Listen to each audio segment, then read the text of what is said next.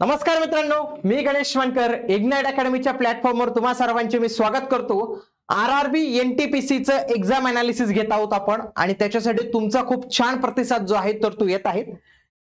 आतापर्यंत आपण खूप सारे शिफ्ट कव्हर केलेले आहेत। 11 ऑगस्टची जी शिफ्ट होती त्याचं शिफ्ट 1 ऑलरेडी आपण कव्हर केलेले आहे।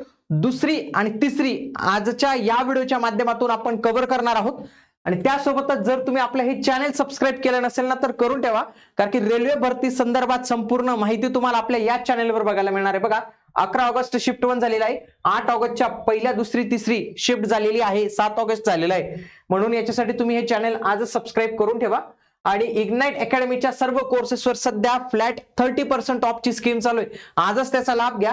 त्याच्यासाठी इंडिया हा कोड जो आहे तर तो तुम्ही यूज करू शकता। त्यासोबतच तुमचे कोणी मित्र असतील आणि त्याच पद्धतीने तुम्हाला देखील आरआरबी एनटीपीसी ची व्यवस्थित तयारी करायची असेल तर त्याच्यासाठी आपली रेकॉर्डेड बॅच अवेलेबल आहे 1499 मध्ये आणि याच्यामध्ये देखील तुम्हाला 30% ऑफ मिळू शकतं। फक्त तुम्हाला त्याच्यासाठी इग्नाइट अकॅडमी हे जे ऍप्लिकेशन आहे तर ते डाउनलोड करायचे। बघा इथं आपण ही पीडीएफ नुसार बघूया। बघा प्रश्न आलेला होता, जीएस चेच आपण घेतो, जीएस कम्प्युटर आणि सायन्स हे जे प्रश्न आपल्याकडे आलेले असतात तेच आपण घेत असतो। Where was the World Economic Forum 2025 held? जागतिक आर्थिक मंच 2025 कुठे आयोजित करण्यात आलेला होता? तर याचं काय उत्तर आहे तर तो स्वित्झर्लंडचा दावोस इथं आयोजित करण्यात आलेला होता। 20 ते 24 जानेवारी 2025 दरम्यान वर्ल्ड इकॉनॉमिक फोरमचं ते समिट जे आहे तर ते इथं आयोजित करण्यात आलेलं होतं। आता इथं मी काय केलेलं पुढे, आता हे जर विचारलं ना पुढे मी एक टेबल बनवलेला आहे, त्या टेबल मध्ये काय बघा वर्ल्ड इकॉनॉमिक फोरमची मीटिंग तारीख काय, कुठे झालेला होता, मुख्य थीम आणि उद्देश काय होता, कारण की काल उद्देशावर पण देखील प्रश्न आलेले होते म्हणून ते पण मी इथं ठेवलेलं। बघा Viksit Bharat young India leaders dialogue हा जानेवारी 2025 मध्ये भारत मंडपम नवी दिल्ली येथे झाला। शेपिंग इंडियाज फ्युचर ही त्याची थीम आपल्याला पाहायला मिळते। त्याच्यानंतर ब्रिक्सचं समिट होतं, हे फार महत्त्वाचं, ब्रिक्सचं समिट जुलै 2025 मध्ये रिओ दी जानेरिओ ब्राझील मध्ये झालेलं होतं। थीम काय होती, strengthening global south corporation for more inclusive and sustainable government. पुढे IATA एव्हिएशन समिट हे कुठे झालं होतं, नवी दिल्ली येथे झालेलं होतं। पुणे international conference on financing for development ही सेव्हिलिया स्पेन इथे झालेली होती। पुन्हा AI for global good summit तर हे जिनिव्हा स्वित्झर्लंड इथे झालेली होती। त्याच्यानंतर बोन क्लायमेट चेंज कॉन्फरन्स ही जर्मनी इथे झालेली होती। United nation food system for summit +4 तर ही इथिओपिया इथं झालेली होती। बघा बिमस्टेक समिट फार महत्वाची तर ही बँकॉक थायलंड इथं झालेली होती। रायसिना डायलॉग हा दरवर्षी नवी दिल्लीच होत असतं।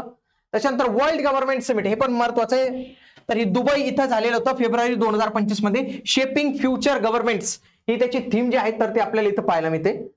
तर अशा पद्धतीने या वेगवेगळ्या समिट आहेत। आता तुम्ही म्हणाल की अशा पद्धतीने आपण याच्यामध्ये खूप साऱ्या महत्त्वाच्या गोष्टी इथं अरेंज करून दिलेल्या आहेत।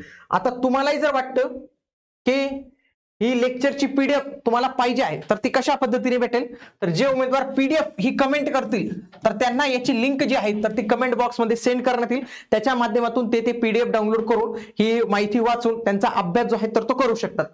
त्यासोबतच अशाच पद्धतीने तुम्हाला एक्झाम अनालिसिस चालू ठेवायची असेल म्हणजे पुढची शिफ्ट तुम्हाला वाटतं की आपण हे कव्हर केलं पाहिजे आणि अशाच पद्धतीने इन डिटेल कव्हर केलं पाहिजे, त्याच्यासाठी देखील कमेंट बॉक्समध्ये यस हे टाईप करा मित्रांनो, कारण की जेवढा तुमचा चांगला रिस्पॉन्स असतो ना तेवढा आम्हाला काहीतरी नाविन्यपूर्ण करायला खूप मजा वाटते। जशी ही पीडीएफ आपण ही नाविन्यपूर्ण बनवलेली आहे तर ही काय तुमच्या रिस्पॉन्स नुसार असते, म्हणून तुमच्याकडून काही अपेक्षा नाही दुसरी की तुम्ही लाईक शेअर सबस्क्राईब करा, ते नंतरची गोष्ट आहे। पण जर तुम्हाला पीडीएफ पाहिजे असेल ना तर पीडीएफ हे कमेंट करा आणि ज्यांना पाहिजे असेल की हे अनालिसिस तुम्ही कंटिन्यू ठेवा, आमच्या पेपरला मदत होणार आहे आम्हाला, तर जास्तीत जास्त उमेदवारांनी यस मध्ये जे आहे तर ते टाईप केलं पाहिजे। महाराष्ट्रातून हा आपला खूप अभिनव उपक्रम आहे म्हणून याला तुमच्या प्रतिसादाची फार आवश्यकता असते मित्रांनो। बघा पुढचा प्रश्न होता, खेलो इंडिया बीच गेमची पहिली आवृत्ती कुठे आयोजित करण्यात आली होती, तर याचं जे उत्तर आहे तर ती दमन दीव इथे आयोजित करण्यात आली होती। 19 मे ते 24 मे 2025 दरम्यान जे आहे तर ती आयोजित करण्यात आली होती। बघा पुढे आता मी इथं काय टाकलेलं आहे, महत्वाच्या क्रीडा स्पर्धा त्यांच्या ठिकाणांची माहिती। बघा जानेवारी 2025 सगळ्यात महत्वाची ती काय, ऑस्ट्रेलियन ओपन ही कुठे झालेली होती, मेलबर्न ऑस्ट्रेलिया इथे। आयसीसी महिला चॅम्पियनशिप ही मेलबर्न इथे झाली। 67वे राष्ट्रीय शूटिंग स्पर्धा नवी दिल्ली येथे। खेलो इंडिया पॅरा गेम्स कुठे आयोजित करण्यात आला, नवी दिल्ली येथे। त्याच पद्धतीने फेब्रुवारी महिन्यातील बघा त्याच्यानंतर आयसीसी चॅम्पियन ट्रॉफी दुबई येथे। ISSF वर्ल्ड कप 2025 तर अर्जेंटिना इथे आयोजित करण्यात आलेला होता. म्हणजे अशा पद्धतीने या गोष्टी आपण इथं ज्या आहेत तर त्या अरेंज केलेल्या आहेत. या तुम्ही या पीडीएफच्या माध्यमातून नक्की वाचून जा. ज्यांचा पुढचा पेपर असेल त्यांनी माहिती नक्की वाचून गेली पाहिजे. What is the rank of India in gender gap index in 2025?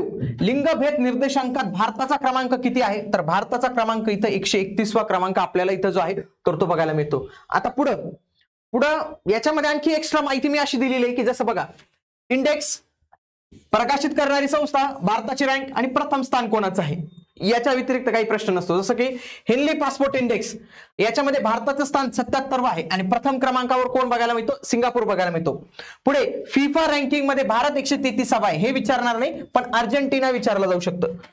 त्याच्यानंतर आणखी पुढे world economic forum global gender gap index 129 एक नंबरवर कोण आहे? आइसलँड आपल्याला पाहायला मिळतो. ओके. पुन्हा करप्शन परसेप्शन इंडेक्स हे फार महत्वाचं आहे. ट्रान्सपरन्सी इंटरनॅशनल या संस्थेकडून प्रकाशित करण्यात येतं. भारताचा क्रमांक हा 96 आहे आणि पहिल्या स्थानावर आपल्याला काय पाहायला मिळतं? डेन्मार्क, जिथं सगळ्यात कमी करप्शन आपल्याला पाहायला मिळतं. ग्लोबल फायर पॉवर इंडेक्स हे भारताचा क्रमांक 4 आहे आणि पहिल्या स्थानावर कोण बघायला मिळतं? USA हा देश जो आहे तर तो आपल्याला इथं बघायला मिळतो. ओके. अशाच पद्धतीने बाकीचे ते तुम्ही व्यवस्थित पद्धतीने जे आहे तर ते वाचून ठेवा. पुढचं, भारताचा शेजारील देश जो हिंदी महासागरात स्थित आहे आणि पाण्याने वेढलेला आहे. काही ठिकाणी याचं उत्तर जे आहे ना तर ते श्रीलंका दाखवता येत, कारण की श्रीलंका पण पाण्याने जो आहे तर तो वेढलेला आहे आणि हिंद महासागरात आपल्याला इथं पाहायला मिळतो. पण तरी पण याचं काही ठिकाणी उत्तर आपल्याला मालदीव जे आहेत तर ते पाहायला मिळतं. आता ऑप्शन काय असतील त्याच्यावरून उत्तर याचं निघणार आहे. खालीलपैकी कोणता खंड दक्षिण गोलार्धात आहे? तर याचं उत्तर आहे ऑस्ट्रेलिया हा खंड दक्षिण गोलार्धात आपल्याला जो आहे तर तो पाहायला मिळतो. ओके. देवी चळवळ ही कोणत्या राज्याशी संबंधित आहे? ही गुजरात आणि महाराष्ट्र या राज्याशी संबंधित आपल्याला जे आहे तर ती बघायला मिळते. भारतीय संविधानाच्या कोणत्या कलमात मनी बिलाचं जे आहे तर ते वर्णन केलेलं आहे? तर याचं उत्तर आहे कलम 110. तर कलम 110 मध्ये आर्टिकल 110 मध्ये याच्याविषयी उल्लेख जो आहे तर तो पाहायला मिळतो. आता हे केंद्राच्या संदर्भातले बरं का. त्याच पद्धतीने राज्य विधिमंडळाच्या बाबतीत कलम 199 हे राज्य विधिमंडळाचे म्हणजे money bill in the state legislator आपल्याला इथं जो आहे तर तो बघायला मिळतो. पुढचं, मंत्री परिषद आणि कॅबिनेट मंत्र्यांमध्ये काय फरक असतो? आता तिथं वाक्य बिक्य असेल तर त्याच्यासाठी मी हा चार्ट दिलेला आहे. हा चार्ट एकदा तुम्ही वाचून घ्या आणि माहिती मिळून जाईल. पुढे 2025च्या आंतरराष्ट्रीय आईस हॉकी स्पर्धेत अमेरिकेने कोणत्या संघाचा पराभव जो आहे तर तो केलेला होता? तर अमेरिकेने स्वित्झर्लंड या संघाचा पराभव जो आहे तर तो केलेला होता. आता पुढं इथं काही स्पर्धा दिलेल्या आहेत, त्यांचा विजेता आणि त्यांचे स्थळ यांची पण एक यादी दिलेली आहे. जसं की ऑस्ट्रेलियन ओपन, तर याच्यामध्ये जॅनिक सिन्नर ह्या जिंकलेलं आणि ही फार महत्वाची फॅक्ट आहे मित्रांनो, याच्यावर प्रश्न येईलच तुम्हाला. मॅडिसन कीज यांनी महिला एकेरीमध्ये जो आहे तर तो विजेतेपद मिळवलेला आहे. पुढे अंडर 19 महिला वर्ल्ड कप हा कोणी जिंकलेला आहे? भारत यांनी. कुठे आयोजित करण्यात आला होता? क्वालालंपूर मलेशिया येथे. पुढे ICC चॅम्पियन ट्रॉफी कोणी जिंकली? भारताने. कुठे आयोजित करण्यात आली? ती दुबईमध्ये. महिला प्रीमियर लीग कोण जिंकलं? मुंबई इंडियन्स मुंबईमध्ये होती. फुटबॉल सुपर लीग मोहन बागान जिंकलेले कोलकाता भारत इथे झाली होती. पुढचं आहे, भारतीय हवाई दलाचे सध्याचे उपप्रमुख कोण आहेत? तर ते नर्मदेश्वर तिवारी आहेत. त्यांनी 2 मे 2025 रोजीच नुकताच पदभार स्वीकारलेला आहे. प्रश्न होता पुढचा, अपाला, अपला आणि दोष हे शब्द कोणत्या वेदात आपल्याला पाहायला मिळतात? तर याचं उत्तर आहे तर ते ऋग्वेदात जे आहेत तर तिथं बघायला मिळतात. 44व्या घटना दुरुस्तीने राज्य धोरणाचे कोणते निर्देशक तत्व हे जोडलं गेलेलं होतं? तर याच्यामध्ये 38 मधील 2ऱ्या क्रमांकाचं म्हणजे राज्याने व्यक्तीच्या आर्थिक, सामाजिक आणि राजकीय न्यायाच्या प्राप्तीसाठी आणि समानतेसाठी प्रयत्न करणे. 44वी घटना दुरुस्ती ही 42व्या घटना दुरुस्तीला काउंटर करण्यासाठी 1978 मध्ये ही आलेली होती. याच्यामध्ये वेगवेगळ्या गोष्टी इथे ऍड करण्यात आल्या. बघा, DPSP मध्ये 38.2 हे ऍड करण्यात आलेलं होतं. पुन्हा आणीबाणीमध्ये सशस्त्र बंड हा शब्द ऍड करण्यात आलेला होता. कालावधी आता लोकसभा विधानसभेचा जो 6 वर्ष झाला होता तर तो पुन्हा 5 वर्ष इथं जो आहे तर तो करण्यात आलेला होता. मालमत्तेचा हक्क फंडामेंटल राईट्स मधून काढून आर्टिकल 300A मध्ये त्याला प्लेस करण्यात आलेलं होतं. दिल्लीचे सध्याचे शिक्षण मंत्री आहेत आशिष सूद. अरबिंदो घोष यांच्या विरुद्ध साक्ष देणारी नंतर तुरुंगात टाकण्यात आलेली व्यक्ती कोण होती? तर याचे उत्तर काय आपल्याला सापडलेलं नाहीये, पण एक व्यक्ती अशी होते नरेंद्रनाथ गोस्वामी, त्यांनी साक्ष दिली होती. त्यांना नंतर माफीच्या बदल्यात ब्रिटिश सरकारने साक्षीदार बनवलेलं होतं, पण हे पण उत्तर योग्य आहे का योग्य आपण म्हणू शकत नाही. तर अजूनही याबाबत थोडं हेच आहे. सायक्लोन सराव 2025 भारत कोणत्या देशांदरम्यान आयोजित करण्यात आला होता? तर याचं उत्तर आहे भारत आणि मिस्र, काही ठिकाणी इजिप्त म्हणतात, मिस्र हे त्याचं जुनं नाव आहे, आता त्याला मिस्र नाही म्हणत, त्याचं आता नाव इजिप्तच जे आहे तर ते आहे. आणि हे राजस्थान मधील महाजन फील्ड फायरिंग रेंज मध्ये हे आयोजित करण्यात आलं होतं. 2025 मध्ये किती खेळाडूंना मेजर ध्यानचंद खेलरत्न पुरस्कार देण्यात आले होता? तर याचं उत्तर आहे 4 खेळाडूंना हा देण्यात आला होता. मनू भाकर, डी गुकेश, हरमनप्रीत सिंग आणि प्रवीण कुमार हे आपल्याला नावं बघायला मिळतात. पुढे पंचायत राज व्यवस्थेत जिल्हा पातळीवर सर्वोच्च कोण असते? तर जिल्हा परिषद ही जिल्हा पातळीवर जे आहे तर ते सर्वोच्च आपल्याला इथं पाहायला मिळते. विषुववृत्ताभोवतालीच्या प्रदेशास काय म्हणतात? अशा पद्धतीचा एक प्रश्न होता. पुढे जम्मू काश्मीरमध्ये अलीकडे बांधलेला सर्वात उंच पूल कोणत्या नदीवर बांधण्यात आलेला आहे? तर तो चिनाब नदीवर जो आहे तर तो बांधण्यात आलेला आहे. हा प्रश्न रिपीट झालेला आहे. इमिग्रेशन अँड फॉरेनर ऍक्ट 2025 नुसार कोणता कायदा रद्द करण्यात आलेला आहे? या कायद्याने कोणत्या कायद्यांच्या जागा घेतलेल्या आहेत? बघा, passport entry to India act 1920, registration of foreigners act 1939, foreigner act 1946 and immigration carriers liability act सन 2000. तर या सर्व 4 कायद्यांची जागा आता या इमिग्रेशन अँड फॉरेनर्स ऍक्ट 2025 ने घेतलेली आहे. बाकी पुढे दुसऱ्या शिफ्टचे आणखी काही प्रश्न तुमच्यासाठी दिलेले आहेत, जसं की भारतात वाहतुकीचा मार्ग कोणता, म्हणजे सर्वात प्रमुख मार्ग कोणता? पुढे अर्थव्यवस्थेत खाजगीकरणाचा उद्देश काय असतो? सिंधू संस्कृतीचे मुख्य उद्दिष्ट काय होते? त्याच्यानंतर खेळाच्या संदर्भात शाश्वत विकासाची भूमिका काय असते? तर अशा पद्धतीचे काही प्रश्न आहेत. पुढे इथंच कम्प्युटरचे पण प्रश्न दिले, जसे की संगणकात रॅमचे कार्य काय असते? त्याच्यानंतर खालीलपैकी कोणती ऑपरेटिंग सिस्टीम आहे? खालीलपैकी